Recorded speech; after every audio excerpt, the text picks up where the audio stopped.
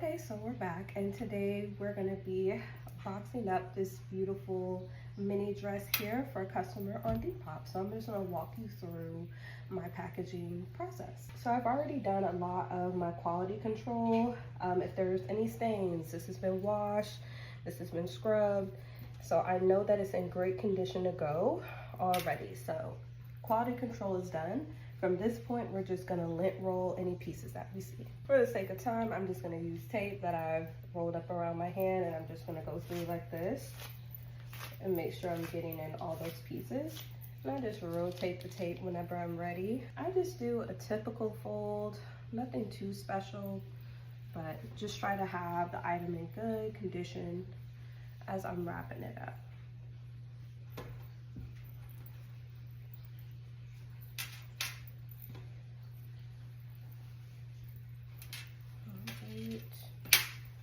And I just come in on the corners like this, just so everything is even. And I just fold, fold, and this is what it ends up looking like. Next is the fun part, which is the packaging. Today for sure I'm gonna coordinate the color of the item, which is navy and cream, to the actual ribbon that I put around it. But for now, I use this as a base or any type of recycled paper that I have, like this, if need to be. But right now I have some of this on hand, so we're gonna use that. But this is what I use my recycled paper for. So when it comes to smaller packages like this, if I was trying to conserve paper, I would go ahead and fold it in half. And then I would cut and keep the remaining half for later. So that's something that we're gonna do in this instance. Cutting this paper in half, it helps us to conserve paper as a small business, but in totality, we're just not mounding up our consumers with more packaging paper that they have to dispose of themselves. So yeah, next thing I do once I have everything cut and I have my half cut, I just take this and set it in the middle, and I come on either side and pull those sheets together, and I'm just gonna seal that with some double-sided tape. The next phases of this, I just turn this way, and I just kind of try to feel for where the package is. So this is my excess that I have on either side. So either A, you can just go through and fold it like how you typically would, which I'm gonna do in this case like a gift.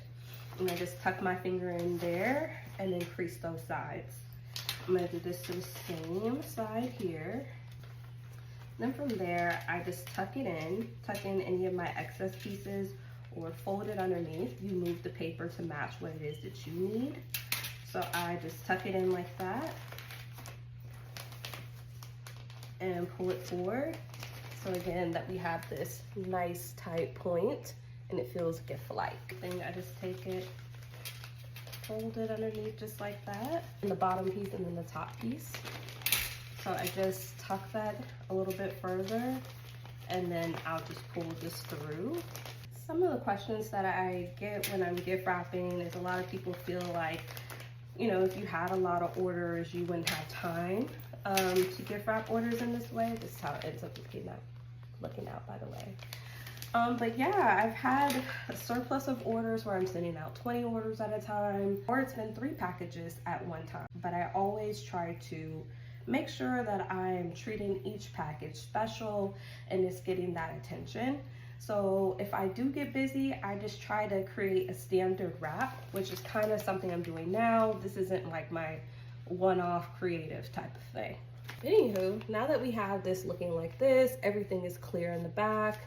It's nice and defined. This is what our front of our package looks like. So let's get into some ribbon. This is not mandatory, but it's something that I do for my customers, and I think that they may or may not appreciate it. But what I do is I match it up to whatever item that they have. So we do have some navy ribbon here. We're gonna use that. And then we're white ribbon as well, so I'm going to go ahead and combine those together. So I'm going to lightly measure out these 2 pieces of ribbon to where they're the same length, or if not, pretty close. So this is what this looks like. So now that I have both sides of the ribbon like this, for bigger packages, I'm not gonna lie, I do double-sided ribbon pieces together so that they don't move on me. But since this is a smaller package, I think I can manage. So I'm gonna turn it this way because I feel like this is the best bang for our buck. And then I'm just gonna go slide right underneath. You have the blue on the bottom as the dominant color, and then accenting with the white, just as the design of the dress is. But again, like I said, that is my personal preference. You may, if you're a business owner, pick your brand colors and then you do your brand colors every single time. That's what I do for my jewelry jars. So totally up to you and how you want to do it. And I just bring that over just like a regular gift. I'm gonna get up, tuck that underneath. Boom, boom. So from there, I have my two pieces together. I'm just gonna go ahead and start my bow. To move around pieces the way you want it to be.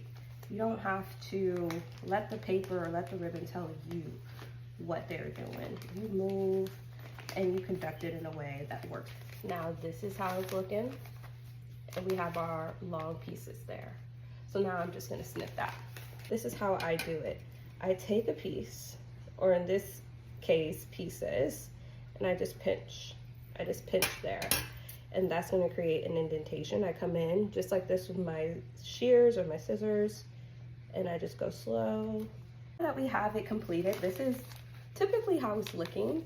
I have started doing these really cute cards. Eventually I do wanna go ahead and design my own on Canva, have those printed out, have it match all my marketing and all of that. But for now, these are really great. I got these off Amazon, and I feel that the verbiage on it is really great. Some of them say, thank you for shopping my small business. But when you say your order made my day, that's truly how I feel. And I'm glad that they had a card that was able to really like showcase how I feel about my customers. So we're gonna go with this one. And I just take some double-sided tape, or this can be a handwritten note if you are a smaller reseller like myself. And I just tape it right here on the end so that when they open it, this is what their package looks like. This is a Depop order, so I'm gonna ship it out in a poly mailer because most of everything on Depop goes out in ground shipping. So typically if I was shipping something out on Poshmark or it was priority mail, I would use this mailer. It also has a little bit of bubble wrap on the inside or cushioning just for notes. But for now, like I said, this is my Depop packaging, so we're gonna go ahead and slide it into here. I'll go ahead and print off the label. I do have a label printer, but if you're just starting off, you can just print out your labels just like anybody else and tape it down. But for now, since I can't show you their address, this is what it looks like. I just wanted to come on here and talk about the process of packaging resold items, because as a reseller and as an avid thrifter, I do shop online, and whenever I get my packages on Depop, Poshmark, Macquarie, or any of these places, they just literally put the item inside of a box and they ship it to you. And I've seen shoes damaged this way, that were damaged moving around in the box. And also it just, although you're not expecting some amazing packaging, it always feels great when you can tell that the seller put their time and effort into making sure that a piece looks the best for you as you're opening it. So I will say there are some ways to go about it in an affordable manner, to where you can package your items without needing all of the custom packaging tape or custom tissue paper and all those different things. But there's also things that you can make as well that create just the same amount of impact. And if you don't believe me, here is one of my reviews. Now I'm just taking my package to the mailbox.